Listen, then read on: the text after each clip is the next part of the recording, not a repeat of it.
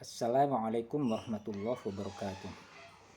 Alhamdulillah, kita bersyukur pada Allah Subhanahu wa taala karena pada kesempatan kali ini kita bisa melanjutkan pelajarannya yaitu Al-Islam dengan materi Al-Qur'an bab 12.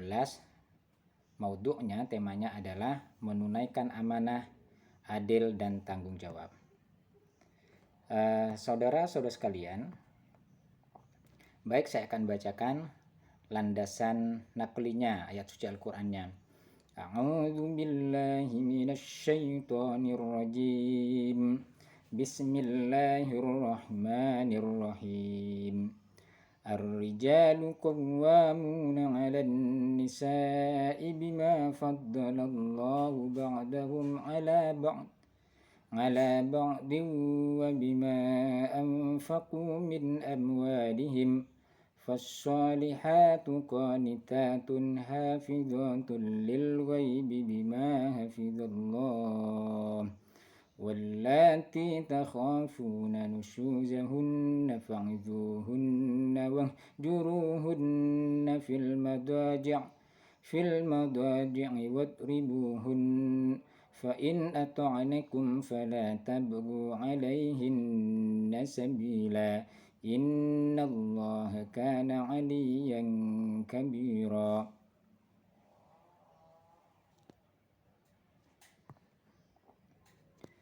Baik, saya akan bacakan artinya. Kaum laki-laki itu adalah pemimpin bagi kaum wanita. Karena Allah telah melebihkan sebahagian mereka laki-laki atas sebagian mereka yang lain yaitu wanita. Dan karena mereka laki-laki telah menafkahkan sebagian dari harta mereka.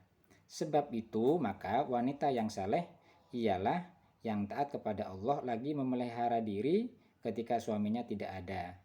Oleh karena Allah telah memelihara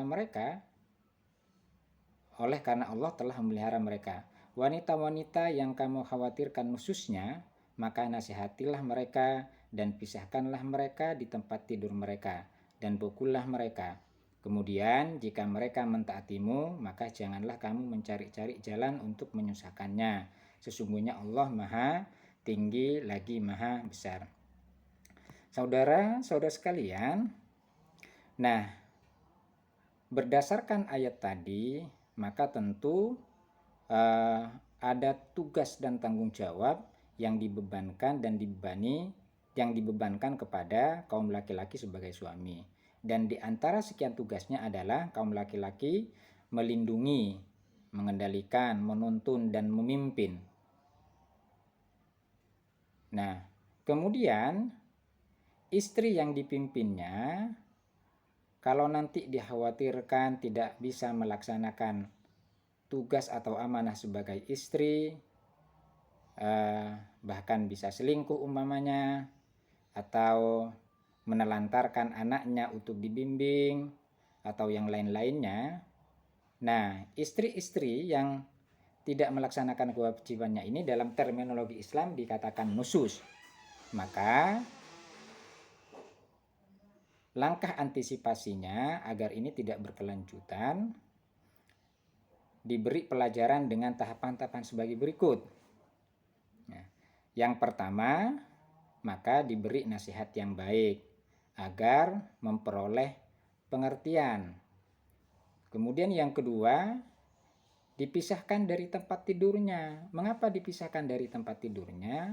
Agar perempuan yang nusus, yang tidak taat, yang bahkan yang tidak melaksanakan kewajibannya sebagai ibu rumah tangga itu introspeksi terhadap apa yang telah diperbuatnya. Yang ketiga, yaitu dipukul istrinya dengan pukulan yang tidak meninggalkan bekas. Artinya pukulannya dalam rangka untuk memberikan pelajaran.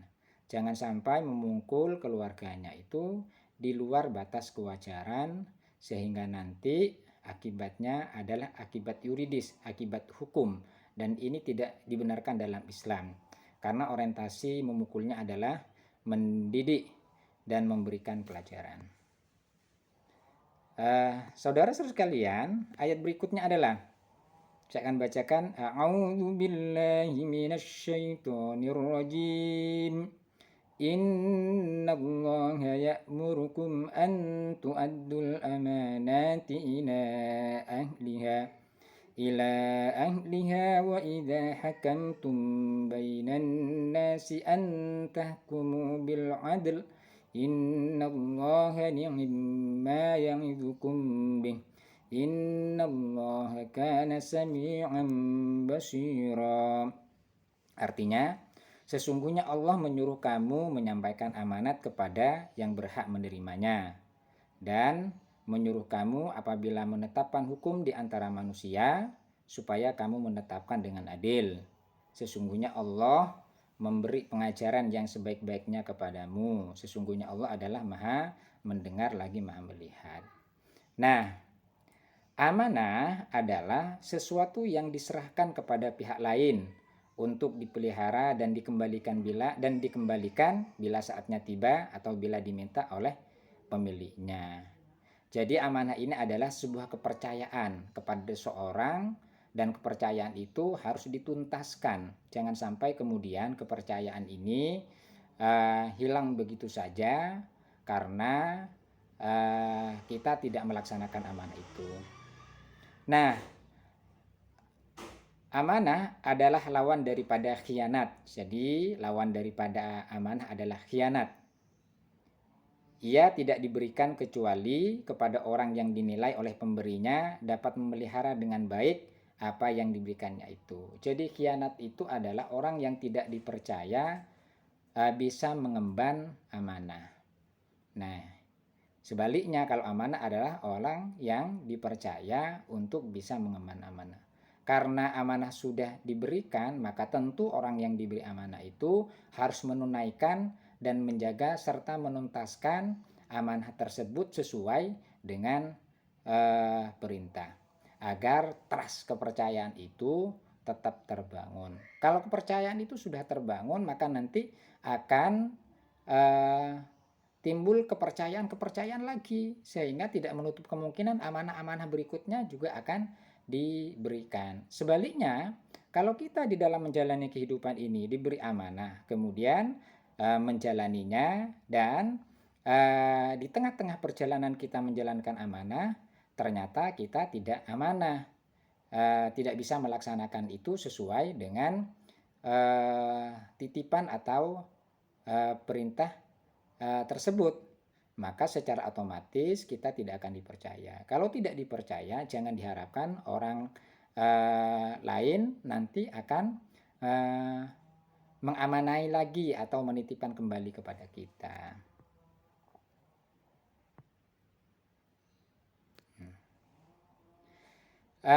Berikutnya adalah saya akan bacakan kembali ayat suci Al-Qur'annya. A'udzu billahi minasyaitonir rajim. Bismillahirrahmanirrahim.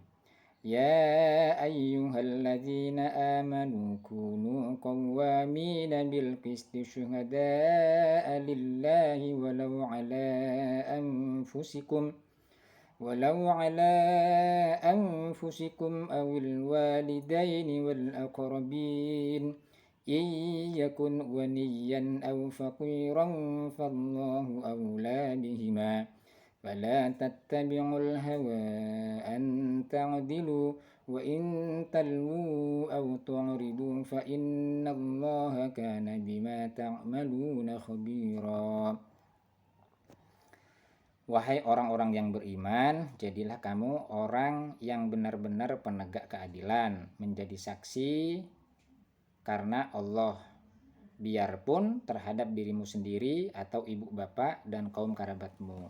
Jika ia kaya ataupun miskin, maka Allah lebih tahu kemaslahatannya. Maka janganlah kamu mengikuti hawa nafsu karena ingin menyimpang dari kebenaran. Dan jika kamu memutarbalikkan kata-kata atau enggan menjadi saksi, maka sesungguhnya Allah adalah Maha mengetahui segala apa yang kamu berikan.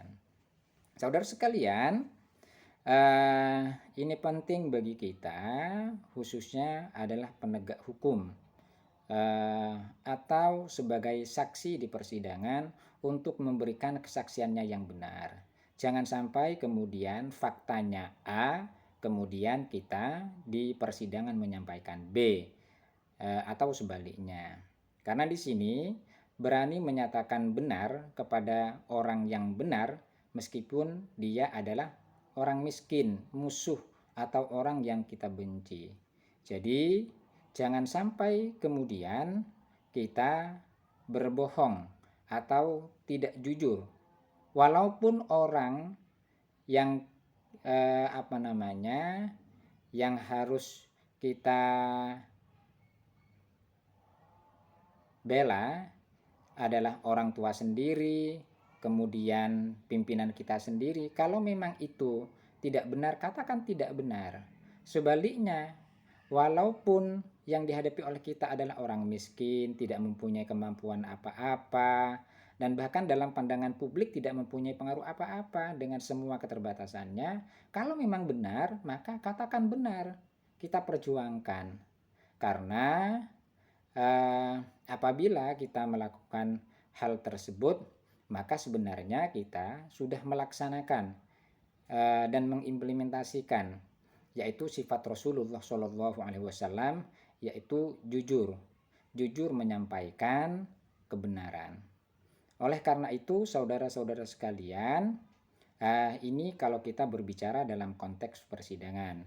Kalau kita tarik kepada kehidupan sosial kemasyarakatan, kadang di tengah-tengah masyarakat kita menjumpai saudara kita, keluarga kita, tetangga kita yang mempunyai problem dan masalah.